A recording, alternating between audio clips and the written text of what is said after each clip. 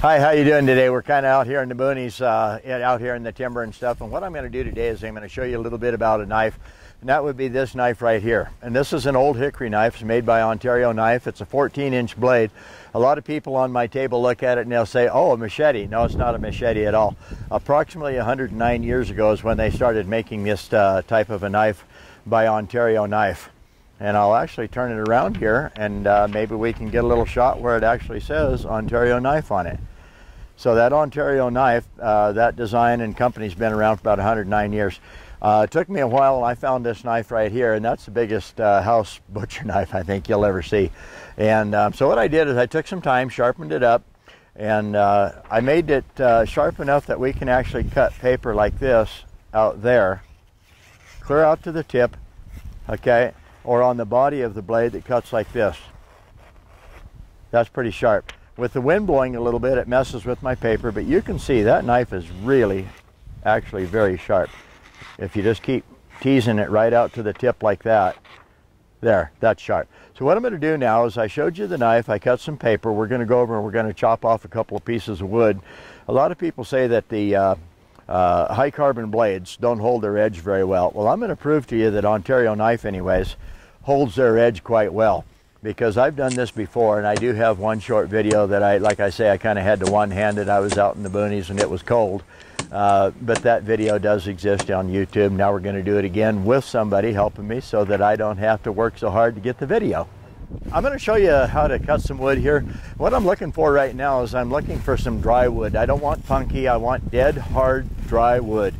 And we got one right here that looks pretty good. It's about 4.5, 5 inches in diameter. And so what we're going to do is we're going to chop on this one here, and let's see if I can get it chopped in two. And you listen, I'm going to get down here a little bit and you're going to listen to the wood. Okay, that wood is solid. And if we take a look here at the wood, you see I was hitting it pretty hard. And there's very small dents in it, so that wood's pretty hard. Okay, let's do a little chopping on it. And of course, that's the paper that I was just cutting on, so I'll put it down. And yes, it is the same knife. It is just that sharp. That's sharp. I love this old knife. So let's put the paper down. And let's just start chopping on the wood here.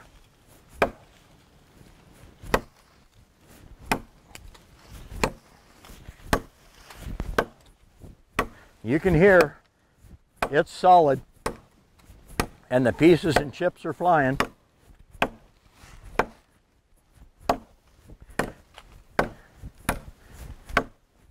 So that's got to be a little bit abusive on the blade.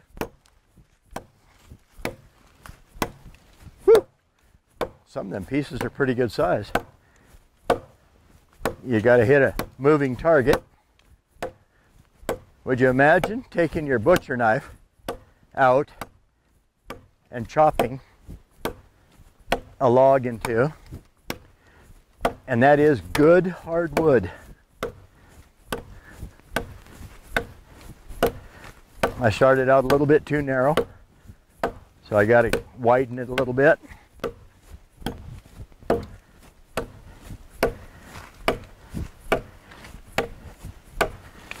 About through.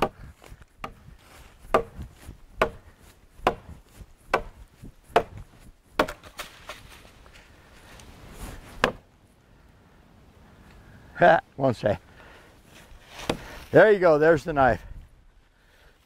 You know what? If you actually had to go out and chop timber down like that, you'd work up a sweat, but it's fun. It's a little bit cool, that's good. Let's check the knife now and see how it cuts.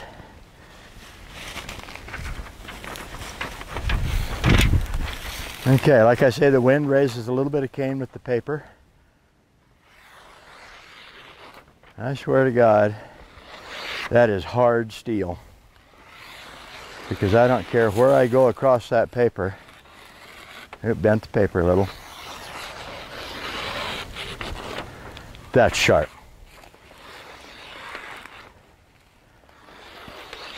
Now, if I had to fix it, I'd take this out of my pocket and I would work on it, and I'd actually just set it down and I'd brush the blade like this.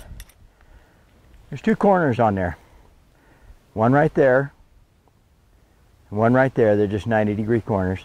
If you take a board and run it through a table saw, you're going to have two 90-degree corners, just like this does.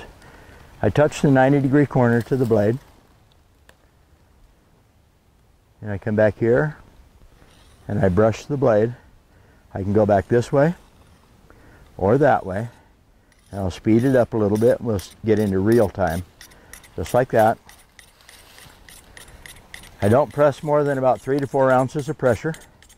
Come right on out, turn, drop it right down off the tip, come back this way towards me, out away from me towards the tip, from the tip back towards the handle, slide the knife to the sharpener, and now just take it right back out, turn the knife over, brush this side like this, work on the tip of the blade like that, come right on around, and all I got to do is start brushing just like that.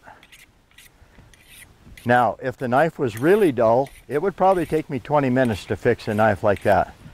But because it's not very dull, as you've seen with the paper, 30, 40 seconds, and you got a tune-up. Now I'm going to get my paper off the ground over there. We are out in the boonies doing a on-location shoot here. Voila. That's crazy sharp. Right out to the tip. Like that, right there. That is just fun. You know what, on some of the other videos they asked me why I wasn't cutting copier paper or something tough. I was cutting newspaper. Well, today we're using copier paper. Part of the reason I always use a really thin paper, if your knife isn't crazy sharp, it'll bend the paper, it'll push it out of the way, it'll tear, it'll do something, but it won't cut it. It's really tough to slice paper, especially if you're literally going to just take the knife, set it on there, and slide it through the paper. I am not cutting this way. Once I get it set, I just slide it through the paper. That's a sharp knife. Well, the best place to get that is at sharpensbest.com. Sharpensbest.com. It's a new website. We're building it. It's coming along, and it's going to become your favorite. Why? Because we're going to put a lot of travel shots on there and a lot of fun stuff, and just things that's going to make you want to go to the site to look to see what we've done next.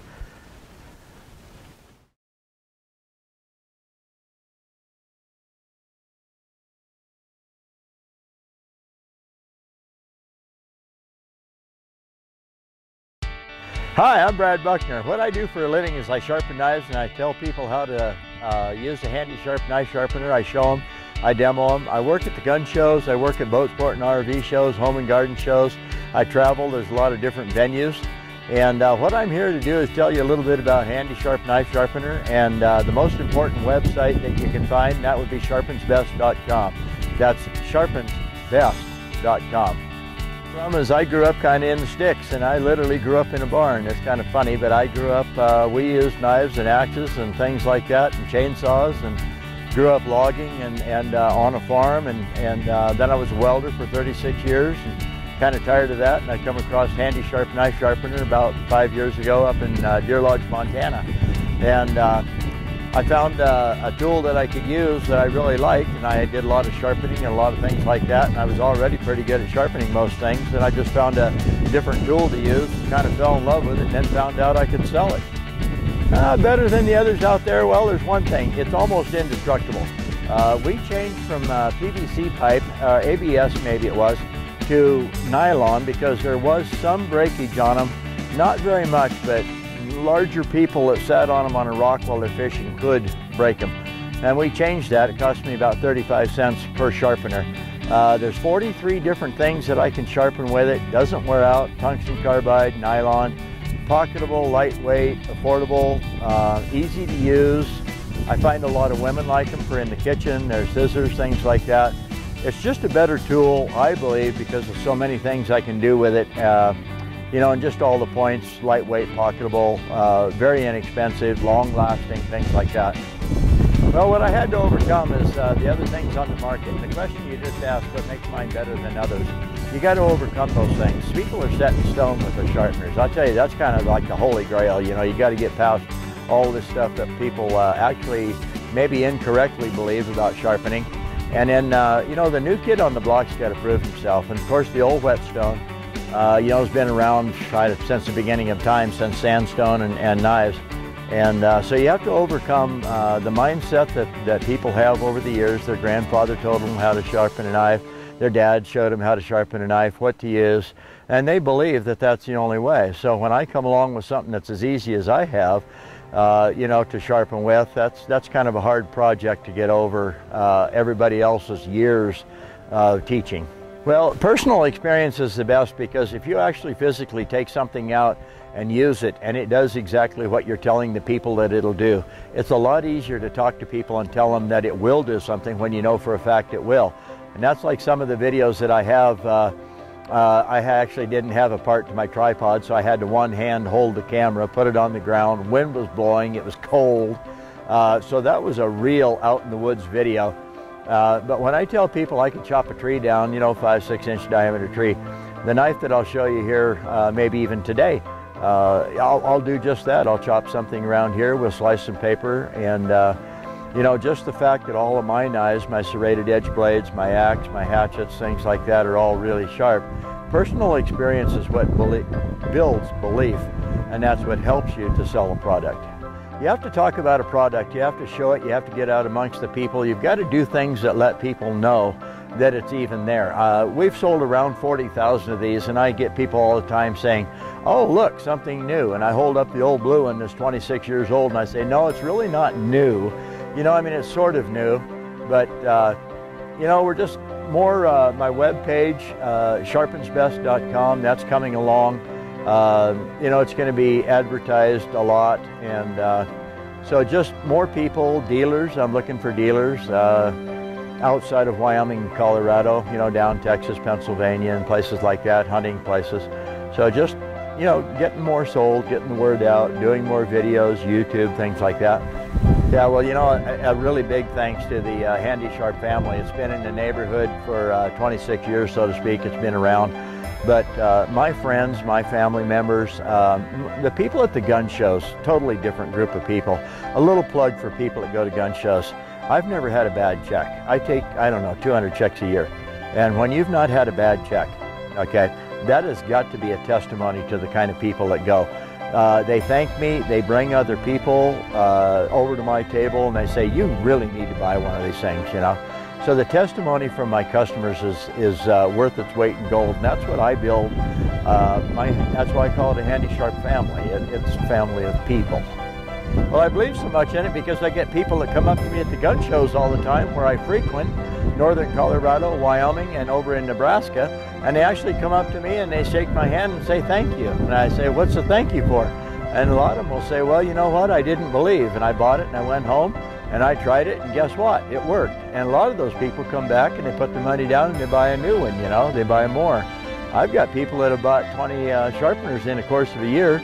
They give them to their family members, they give them away at Christmas, and they give them to their friends. And if you'll give a tool of some sort to your friends, then I would imagine you have good faith in that tool. And that's what really gives me heart to sell these sharpeners. They work.